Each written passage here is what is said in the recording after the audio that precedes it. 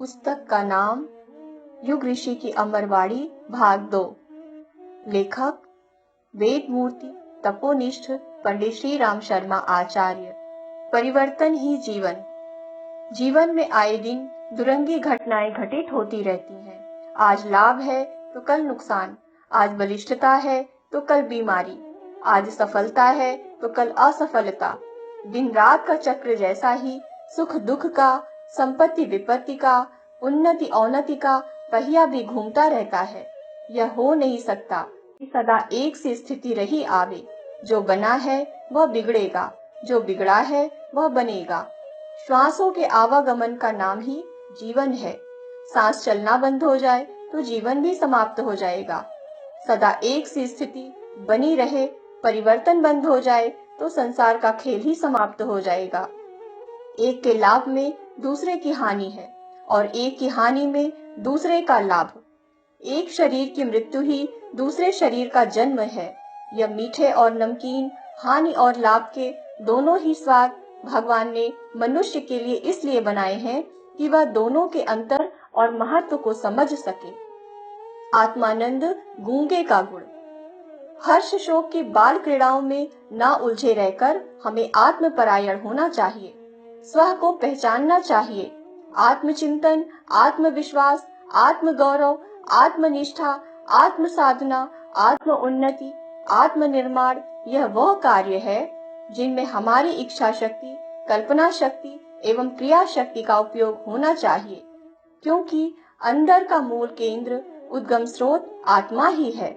जिसने आत्मा के साथ रमण करना सीख लिया, उसे स्वर्ग की अप्सराएं भी चुड़ैलों जैसी तुच्छ एवं कुरूप दिखाई देने लगती हैं, क्योंकि आत्मा ही अनंत यौवन और अनंत सौंदर्य है।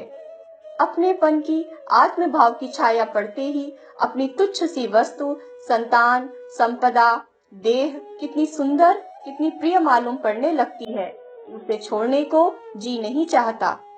जिसकी छाया पड़ने से जड़ वस्तुएं इतनी मनोरम बन जाती हैं, तो उस आत्मा की समग्र प्राप्ति में कितना सुख होगा, यह कल्पना से नहीं, अनुभव से ही जाना जा सकता है। अनंत वैभव का, ऐश्वर्य का, सुख शांति का रत्न भंडार अपने अंदर है। जिसने उस खजाने पर अपना अधिकार कर लिया है, उसके लिए चांदी तांबे के टुकड़ों में कोई आकर्षण नहीं रह जाता। आत्म प्राप्ति का लाभ इतना बड़ा है कि उसकी तुलना संसार के किसी आनंद से नहीं हो सकती। आत्मानंद, ब्रह्मानंद, परमानंद का सुख गूंगे के गुड़ की तरह है। संसार की कोई भी उपमा देकर उसके मिठास को बताया नहीं जा सकता। आत्मस्थित मनुष्य। आत्मस्थित मनुष्य का अंतस्तर स्वस्थ होने से वह सदा प्रसन्न रहता है। उसके चेहरे पर प्रसन्नता नाचती रहती है। चेहरा सदा मुस्कुराता हुआ, हंसता हुआ, खिलता हुआ दिखाई देता है। उसकी वाणी से मधु टपकता है और बोलने से फूल झड़ते हैं। स्नेह, आत्मीयता, नम्रता, सौजन्य एवं हित कामना का सम्मिश्रण होते रहने से उसकी वाणी बड़ी ही सरल एवं हृदयग्राही हो जाती है। स्वस्थ आत्मा में स्थित व्यक्ति बालकों की तरह सरल, छल कपट से रहित, निर्मल अंतःकरण का होता है। उसे सबके प्रति ममता, आत्मीयता, दया एवं सहानुभूति होती है। वह किसी से नहीं कुढ़ता, न किसी का बुरा चाहता है। ईश्वर पर विश्वास होने से वह भविष्य के बारे में आशावादी और निर्भय रहता है। फलस्वरूप अप्रसन्नता उसके पास नहीं फटकती और आनंद एवं उल्लास से उसका अंतःकरण भरा रहता है। यह आनंदमय स्थिति उसकी मुखाकृति एवं वाणी से हर घड़ी छलकती रहती है। हम सभी को इसी प्रयत्न में जुट जाना चाहिए। विनाशी शरीर से अविनाशी भगवान की प्राप्ति। जीवन का उद्देश्य रुपया पैसा पैदा करना नहीं है। तेली के बैल की तरह दिन रात रुपए पैसे पैदा करने में ही लगे रहना, यही जीवन का लक्ष्य नहीं है। जिनके लिए तुम इतना परिश्रम कर रहे हो, यह चीजें तो सूकर कुकर योनि में भी प्राप्त हैं। अमीरों के कुत्ते भी मोटरों में चलते हैं, दूध जलेबी खाते हैं, अपनी कुकरी के साथ वे सुखोपभोग भी करते हैं, किंतु उन्हें सच्चा सुख नहीं प्राप्त हो सकता। सच्चा सुख तो भगवान की प्राप्ति में ही है। ये संसारी सुख तो इच्छा न करने पर भी मिल जाएंगे, क्योंकि यह तो प्रारब्ध के ऊपर है।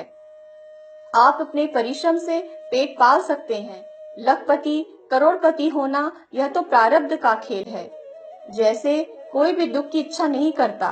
कौन चाहता है कि हम बीमार हों, हमारे घर वालों की मृत्यु हो। व्यापारी कब चाहता है कि हमें घाटा हो, किंतु न चाहने पर भी रोग, शोक, घाटा आदि होते हैं। न चाहने पर ये चीजें जिस प्रकार प्रारब्ध के अनुसार मिलती हैं, उसी प्रकार संसारी भोग भी आपको मिलेंगे। उन्हीं की प्राप्ति के लिए दिन रात्रि लगे रहना, इसे पुरुषार्थ नहीं कहते। अरे, पुरुषार्थ तो यह है कि इस नश्वर शरीर से शाश्वत भगवान को प्राप्त कर ले, इस विनाशी शरीर से अविनाशी भगवान की प्राप्ति हो। मानसिक चिंताएं, इनका जन्म अति विचारशीलता से होता है। कुछ व्यक्ति इतने सुकुमार होते हैं कि तनिक सी मानसिक चोट को भी सहन नहीं कर पाते। टीका, टिप्पणी, मजाक, आलोचना या अपने विषय में अप्रिय बातें सुनकर आवेश में भर जाते हैं। कुछ निराशा का ताना बाना दिन रात गुना करते हैं। कहीं असफलता हो गई, उसके लिए चिंतित रहा करते हैं। भविष्य में क्या होगा, हमारी नौकरी रहेगी या छूट जाएगी, बच्चों की शिक्षा कैसे चलेगी, लड़कियों का विवाह कैसे होगा, बाजार में महंगाई है, उधर पूर्ति कैसे चलेगी। इन चिंताओं में फंसे रहने वाले व्यक्ति को जानना चाहिए कि परमेश्वर के हाथ इतने बड़े हैं कि वह उन सभी कार्यों की पूर्ति के लिए उपयुक्त साधन निकाल लेंगे। हमें असफलता, निराशा, कमजोरी का अनुभव नहीं करना है। भविष्य उज्जवल है। हमारी शक्तियां भी तब तक इतनी बढ़ जाएंगी कि हम सभी बढ़ने वाले उत्तरदायित्वों को पूरा कर सकेंगे।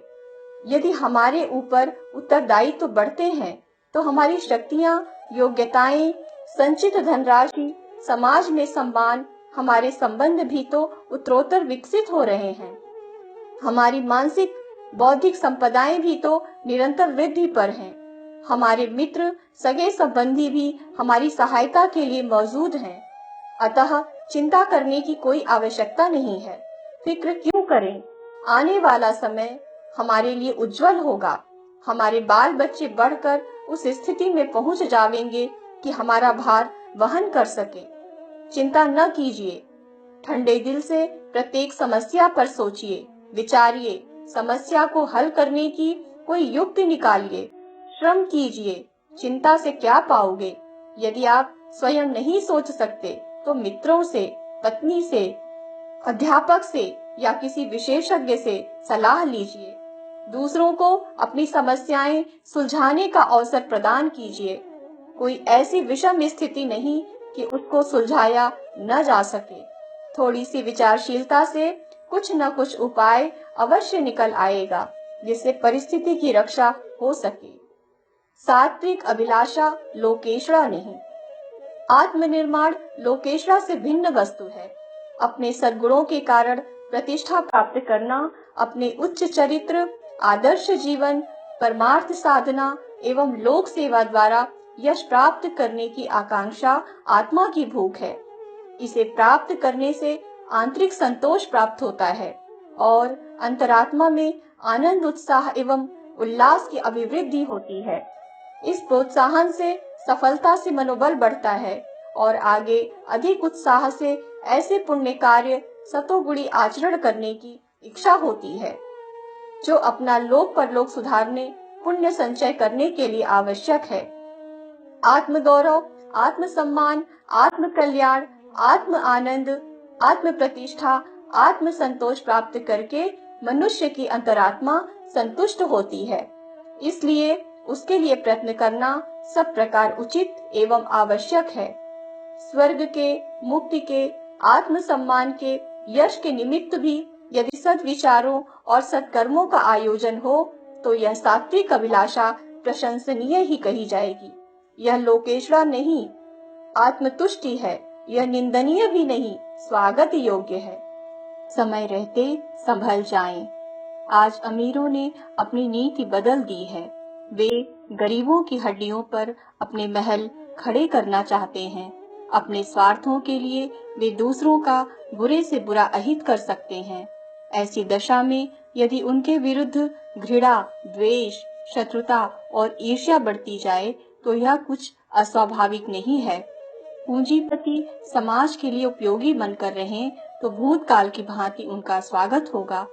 बुद्धिमत्ता, कुशलता के साथ साथ त्याग और सद्व्यवहार का सम्मिश्रण करके और राष्ट्र निर्माण में सहायक बनकर जनता से प्रेम, यश और सहयोग भी प्राप्त कर सकते हैं।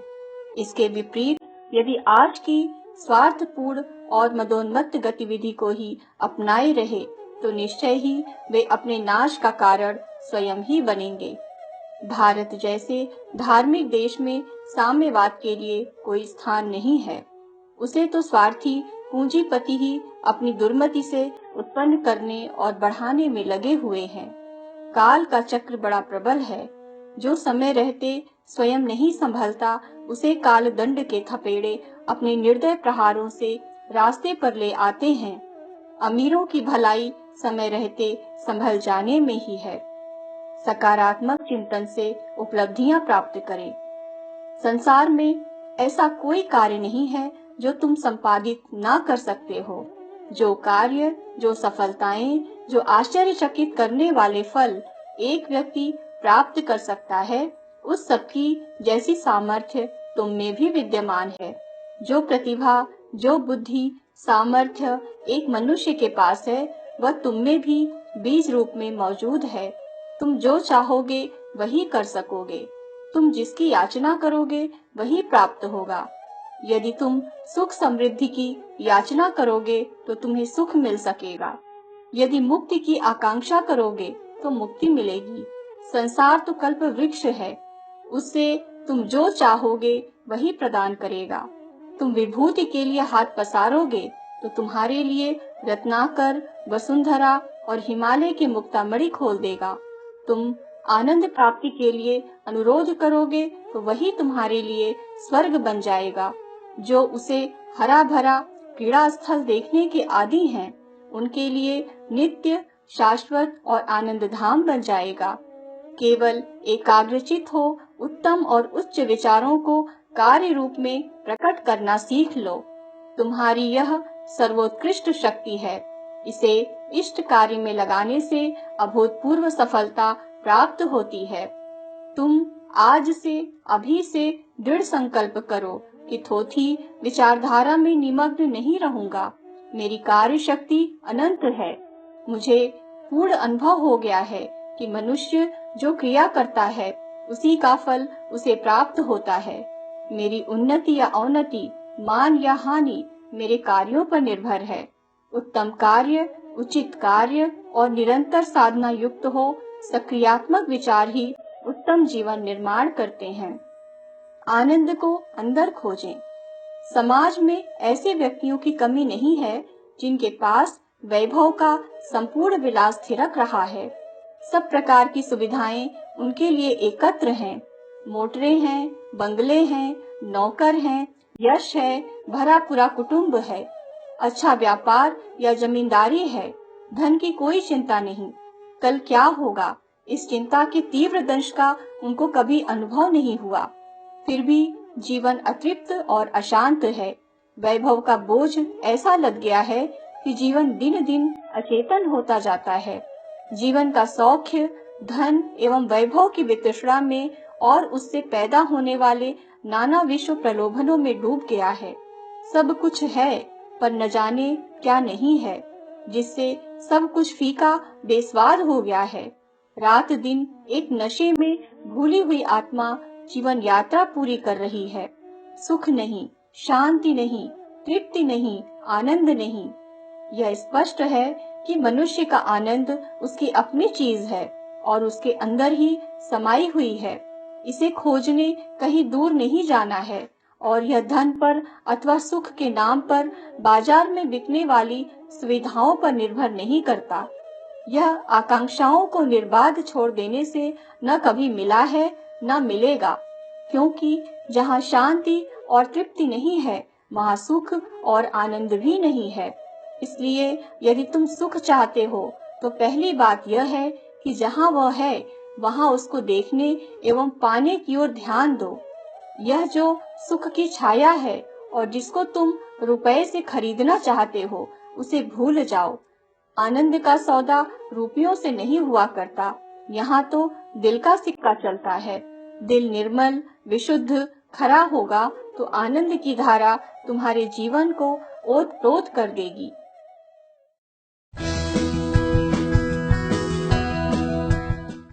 पुस्तक का नाम युग ऋषि की अमरवाणी भाग 2। लेखक वेद मूर्ति तपोनिष्ठ पंडित श्री राम शर्मा आचार्य। विश्व शांति का मार्ग। आज भी विश्व शांति शांति चिल्ला रहा है, परंतु इसका मूल्य ही क्या है? बबूल का अंकुर और आम के लिए चिल्लाना कहाँ तक हास्यप्रद है। न सदाचार, न तप, न ज्ञान, न सात्विकता, न धर्म और न कोई नियम, केवल मात्र अपनी अपनी ख्याति के लिए शांति शांति का गर्दभ राग अलापते हैं। हमारे देश के महात्मा जिन्होंने अहोरात्र भगवान के चरणों में अपने जीवन को न्यौछावर कर दिया, वे ही शांति के सच्चे नेता हो पाए और होते रहेंगे, क्योंकि उन्होंने श्री राम के आदर्शों को हृदयंगम कर तदनुसार अपने जीवन के प्रत्येक कार्य को अभिमंत्रित किया और वे अक्षरशः विश्व शांति के लिए अपना उपहार दे पाए। यदि आज भी मानव समाज विपरीत पथ को त्याग कर उनके आदर्श की चरण रज का अनुसरण करे तो शांति की तो बात ही क्या, विश्व का दुरूह कार्य भी क्षण भर में संपन्न हो सकता है, क्योंकि शांति तो अपने अंदर ही है और उसकी खोज करने के लिए बाहर देखना असफलता का प्रथम संकेत है। तब जो लोग विश्व शांति के लिए बाहर की ओर भाग रहे हैं, वे असफलता के अतिरिक्त और कुछ भी नहीं पा सकेंगे। हमारा आश्वासन यही है कि वे लोग यदि श्री राम के समान आचरण करना प्रारंभ कर दें और उनके जीवन के प्रत्येक आदर्श को अंगीकार करें, तो हमारा मानव मंडल समृद्ध और एक सूत्रावर्धित हो सकेगा और एक हृदयात्मवान हो पाएगा। अंतः प्रेरणा जागृत कीजिए। जब मनुष्य की गुप्त प्रेरणा जागृत हो जाती है तो उसे अपूर्व बल प्राप्त होता है। उसे ऐसा प्रतीत होता है जैसे वह सोते सोते एकदम जागृत हो उठा हो, जैसे अंधकार में प्रकाश की किरण आ गई हो। प्रेरणा एक ऐसी विद्युत तरंग है जिसके प्रवेश से समस्त शरीर झंकृत हो उठता है। मनुष्य की शक्तियां दुगनी चौगनी हो उठती हैं। जैसे नदी में बाढ़ आने पर वह किनारों को तोड़ती फोड़ती अपना मार्ग साफ करती हुई प्रबल वेग से अग्रसर होती है, उसी प्रकार प्रेरणा प्राप्त हो जाने पर मनुष्य कुछ का कुछ हो जाता है। उसकी दिव्य धाराओं से कठिनाइयां छूमंतर हो जाती हैं तथा उसकी उन्नति बड़े प्रबल वेग से होने लगती है। यदि आप महापुरुषों के मन का विश्लेषण करें तो आपको प्रतीत होगा कि प्रायः प्रत्येक के जीवन में एक क्षण ऐसा आया जब उन्हें किसी न किसी प्रकार से प्रेरणा प्राप्त हुई। इस दिव्य ज्योति के मार्ग निर्देशन से उन्हें अपने उद्देश्य का ज्ञान हुआ तथा वे उसी मार्ग में निरंतर अग्रसर होते रहे। प्रेरणा ईश्वरीय शक्ति है जो सात्विक प्रकृति के महापुरुषों को अपना जीवन कार्य करने का आदेश देती है। आधुनिक मनोवैज्ञानिक प्रेरणा को ईश्वरीय तत्व नहीं मानते। ईश्वर हमसे कोई विशेष कार्य करने को अपने आप कहता हो, ऐसी बात नहीं है। प्रेरित व्यक्ति की मनोदशा देखने पर कई तत्व मिलते हैं। सर्वप्रथम तो एक निश्चित उद्देश्य की प्रतीति हो। प्रेरणा किसी खास दिशा में होती है। द्वितीय तत्व है असाधारण मनोबल। प्रेरित व्यक्ति परमेश्वर के अतिरिक्त अन्य किसी से भी नहीं डरता। उसके शरीर में अधिक बल नहीं होता, किंतु उसमें दृढ़ निश्चय, तीव्र इच्छा तथा सबल प्रयत्न का बल होता है। वह तुच्छ विघ्नों से महान साहसिक कार्यों की पूर्ति के लिए अग्रसर होता है। मनोबल उसकी शक्तियों को पूरा कर देता है तथा उसकी अंतर्दृष्टि तीव्र हो उठती है। तृतीय तत्व है अपूर्व आत्मश्रद्धा।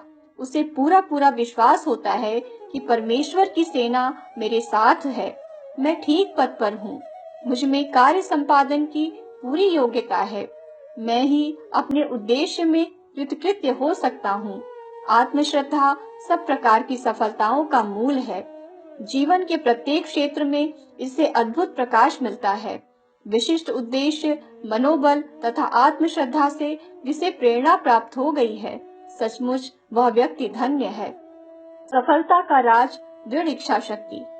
जिनमें इच्छा शक्ति का जितना अभाव है, वे उतने ही पिछड़े रहेंगे, भले ही उनका शरीर और मस्तिष्क अधिक अच्छा हो।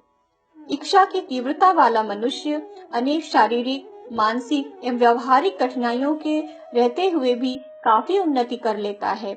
आलस्य, निराशा, अनुत्साह, जल्दी थकना, बड़बड़ाना, संकोच, झिझक, यह सब इच्छा की न्यूनता प्रकट करते हैं। तीव्र चाह एक विद्युत धारा की तरह मनुष्य के चेहरे पर नाचती रहती है। उसे ही ओज, तेज एवं प्रतिभा आदि कहते हैं। यदि हम सफल, विजयी, पुरुषार्थी, प्रभावशाली, चतुर और यशस्वी बनना चाहते हैं, तो आवश्यक है कि अपनी इच्छा शक्ति को तीव्र करें।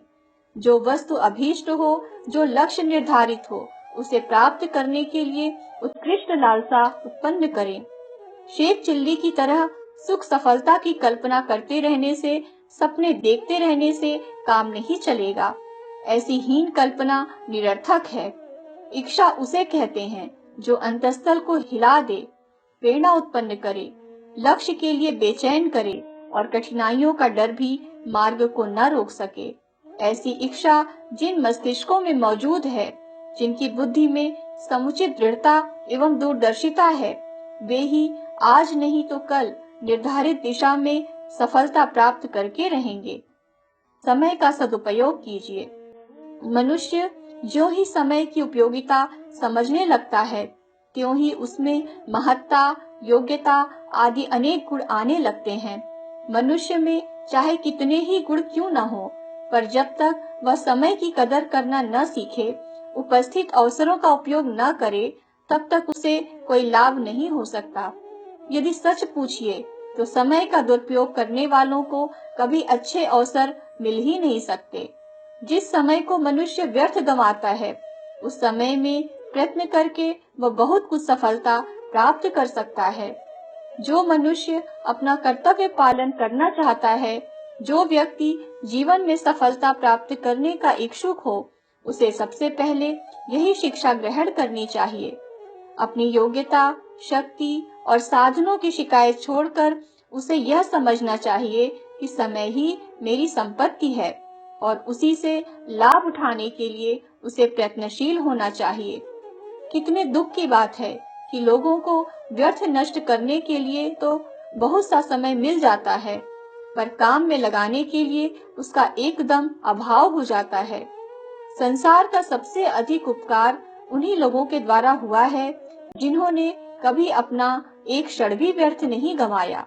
हमें उत्तम अवसरों के आश्रय न बैठना चाहिए, बल्कि साधारण समय को उत्तम अवसर में परिवर्तित करना चाहिए, और यही सफलता प्राप्त करने का बहुत बड़ा सिद्धांत है। अपने को पहचानो। सहायता के लिए दूसरों के सामने मत गिड़गिड़ाओ, क्योंकि यथार्थ में किसी में भी इतनी शक्ति नहीं है जो तुम्हारी सहायता कर सके। किसी कष्ट के लिए दूसरों पर दोषारोपण मत करो, क्योंकि यथार्थ में कोई भी दूसरा तुम्हें कष्ट, दुख नहीं पहुंचा सकता। तुम स्वयं ही अपने मित्र हो और तुम स्वयं ही अपने शत्रु हो।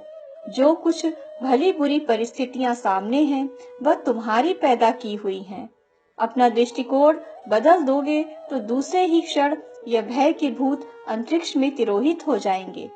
किसी से मत डरो, क्योंकि तुम तुच्छ जीव नहीं हो। अपनी ओर देखो, अपनी आत्मा की ओर देखो, मिमियाना छोड़ो और दहाड़ते हुए कहो, सो हम, मैं वह हूँ जिसकी सत्ता से यह सब कुछ हो रहा है। ऊंचे उठने और आगे बढ़ने के लिए, अवरोधों से जूझने और उपयुक्त अवसर आने तक बिना हारे और बिना अधीर हुए, हंसते मुस्कुराते हुए हमें बढ़ते जाने की क्षमता संपन्न मानसिक स्तर को संकल्प बल कहते हैं। और संकल्प बल जिसके पास है, जिसे यथार्थवादी दृष्टिकोण उपलब्ध है, उसके सफल मनोरथ होने में प्रायः कोई संदेह करने की गुंजाइश रहती ही नहीं। अस्त व्यस्तता और अव्यवस्था ही है जो हमें दीनहीन और लुंज पुंज बनाए रखती है। दूसरों का सहारा इसलिए तकना पड़ता है कि हम अपने को न तो पहचान सके और न अपनी क्षमताओं को सही दिशा में सही रीति से प्रयुक्त करने की कुशलता प्राप्त कर सके। शारीरिक आलस्य और मानसिक प्रमाद ने ही हमें इस गई गुजरी स्थिति में रखा है कि आत्मविश्वास करते न बन पड़े और दूसरों का सहारा ताकना पड़े। आस्तिकता और नास्तिकता। प्रचुर संपदा और सुख साधन होते हुए भी मनुष्य तब तक सुखी नहीं रह सकता जब तक वह जीवन लक्ष्य को पहचाने नहीं और अपनी दिशा जीवनोद्देश्य की पूर्ति के लिए निर्धारित न करे। हवा के साथ उड़ते हुए पत्ते की तरह जहाँ परिस्थितियां ले जाएं, वहीं जा पहुंचना अपरिपक्वता का चिन्ह है। किधर चलना चाहिए, क्या करना चाहिए, क्या बनना चाहिए और क्या पाना चाहिए, इन प्रश्नों का हल स्वतः चेतना से दूरदर्शी विवेक बुद्धि के साथ किया जाना चाहिए। लोग क्या कहते हैं और क्या करते हैं और इस आधार पर अंधानुकरण भर करते रहा गया तो समझना चाहिए सुर दुर्लभ अवसर के साथ मखौल करने वालों की पंक्ति में अपने को भी खड़ा किया जा रहा है। सन्मार्ग पर चलकर ही सुखद सत्परिणाम संभव है। सद्बुद्धि के सहारे ही आंतरिक संतोष एवं आनंद मिल सकता है। इस आस्था का नाम ही आस्तिकता है। नास्तिकता इस विश्वास का नाम है कि दुष्ट प्रवृत्तियों की रीति नीति अपना कर भी उसके दुखद प्रतिफल से बचा जा सकता है। स्वतंत्र चेतना की प्रशंसा इस बात में है कि वह देव पथ का वरण करे और महान बनने की आकांक्षा प्रदीप्त करके आत्मवादी रीति नीति अपनाने के लिए साहस पूर्वक अग्रसर हो। अंततः यही निर्णय सर्वोपरि बुद्धिमत्ता का चिन्ह सिद्ध होता है कि जिन्होंने देव पथ चुना उन्होंने जीवन लक्ष्य की पूर्ति के साथ जुड़े हुए अजस्र आनंद का लाभ लिया है। उपासनात्मक उपचारों को साधन कहा जाता है, साध्य नहीं। साध्य है आत्मोत्कर्ष और उसके लिए चिंतन एवं कर्तव्य में प्रखर परिष्कृत दृष्टिकोण का समावेश। जीवन लक्ष्य इसी का दूसरा नाम है। स्वर्ग मुक्ति इसी के प्रतिफल हैं। आत्म साक्षात्कार एवं ईश्वर दर्शन इसी मन स्थिति का नाम है। यदि अंतरंग और बहिरंग व्यक्तित्व को उत्कृष्टता की रीति नीति के साथ न जोड़ा जा सके तो समझना चाहिए कि भजन पूजन के सारे क्रियाकलाप बाल क्रीड़ा जैसे निरर्थक और उपहासास्पद ही सिद्ध होंगे। आत्मबोध की साधना। जीवन के आत्मवादी क्षेत्र में प्रवेश करने वाले को आत्मबोध का प्रकाश ग्रहण करना चाहिए। निरंतर यह विचार करना चाहिए कि वह स्वयं क्या है, क्यों है, किस रीति नीति को अपनाने में अपनी भलाई है। विवेकशीलता, दूरदर्शिता और यथार्थता को अपनाने का साहस आत्मबोध की एकमात्र देन है। जिसे अपने आपे का ज्ञान हो गया होगा वह अज्ञानग्रस्त भीड़ का नेतृत्व अस्वीकार करेगा। प्रचलित परंपराओं और मान्यताओं से नहीं वरन उच्च आदर्शों से ही प्रभावित होगा, उन्हें ही स्वीकार अंगीकार करेगा। अपने को अल्पमत में पाने की उसे चिंता नहीं होगी और न इसकी परवाह रहती है कि कोई उसका उपहास करता है या स्तवन। न वह विरोध को देखता है न समर्थन को, मात्र उसे उच्च आदर्श के लिए जीवन संपदा को नियोजित करने की चिंता होती है और इस प्रयोजन को वह स्वयं विरोध अवरोध की घनघोर घटाओं को चीरता हुआ भी पूरा करके रहता है। आत्मबोध, आत्मबल जितनी मात्रा में उदय होता जाता है उतने ही उसके प्रयास आत्मनिर्माण की दिशा में अग्रसर होते हैं। आत्मशक्ति जागृति के लिए संदेश। मैं अकेला होते हुए भी शक्तिशाली हूँ। मेरे अंदर वह शक्ति है जो स्वतंत्रता पूर्वक कार्य कर सकती है। मैं दूसरों का अनुगामी न बनूंगा। मैं कभी दूसरों का अनुकरण न करूंगा। मैं अपनी महत्ता और प्रतिभा का प्रभाव दूसरों पर डाल सकता हूँ। मुझ में विशेषता है, निजी मौलिकता है, सच्ची शक्ति मेरे भीतर विद्यमान है। मुझे अपनी शक्तियों पर पूरा भरोसा है। मैंने अकेले ही सफलता प्राप्त करने की दृढ़ प्रतिज्ञा की है। मेरी प्रतिज्ञा दृढ़ एवं अटल है।